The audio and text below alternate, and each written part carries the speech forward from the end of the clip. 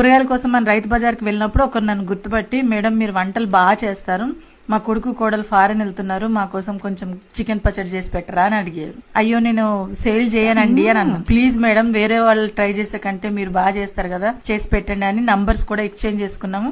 నేనైతే చేయలేదు, వాళ్ళు కూడా నాకు కాల్ బ్యాక్ చేయలేదు. అప్పటి నుండి అనుకుంటున్నాను చికెన్ పచ్చడి చేయాలని, ఇప్పుడు గానీ కుదరలేదు. రండి మరి. అరగంట సేపు ఉప్పు నీళ్ళలో నానబెట్టుకున్న చికెన్ బ్రెస్ట్ కేజీ చిన్న చిన్న ముక్కలుగా కట్ చేసుకోండి. ఇప్పుడు బాయిల్ అవుతున్న వాటర్ లో ఈ చికెన్ పీసెస్ ని వేసేసుకుని 5 నిమిషాలు ఉడికించి తీసి ఇలా తడి ఆరే విధంగా ఇలా ట్రేలో వేసుకోండి. ఈలోగా ఆవాలు, జీలకర్ర, మిరియాలు, మెంతులు ఇవన్నీ మెత్తగా పౌడర్ చేసుకోండి.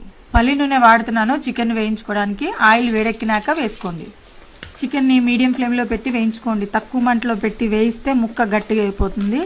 ఇలా కొంచెం దూరగా వేగినాక ఈ హోల్ గరం మసాలా వేసుకోండి. ఇప్పుడు ఇవి వేసుకున్నాక 3-4 నిమిషాలు వేయించుకోండి. ఇప్పుడు కొన్ని వెల్లుల్లి మొత్తం కలర్ మారిందిగా, ఇప్పుడు అల్లం వెల్లుల్లి పేస్ట్ కూడా వేసుకొని పచ్చివాసన పోయే వరకు వేయించుకోండి. చూడండి ఇక్కడ చికెన్ ముక్క కూడా వేగిపోతుంది. ఇప్పుడు కరివేపాకు వేసుకోండి. చికెన్ ఎర్రగా వేగిపోయి కరకరలాడేటట్టు వేయించుకోకూడదు. ఇక్కడ చూపిస్తున్నాను చూసారా, కలర్ చేంజ్ అయింది. మనకి ముక్క పట్టుకుంటే కొంచెం గట్టిగానే ఉంటుంది, కానీ లోపల సాఫ్ట్ గా ఉంటుంది. ఇక్కడ ఆవాలు, మిరియాలు వేయించుకున్న పౌడర్ వేసేసుకొని ఒకసారి కలిపితే వేగిపోద్ది ఈ వేడి నూనెలో.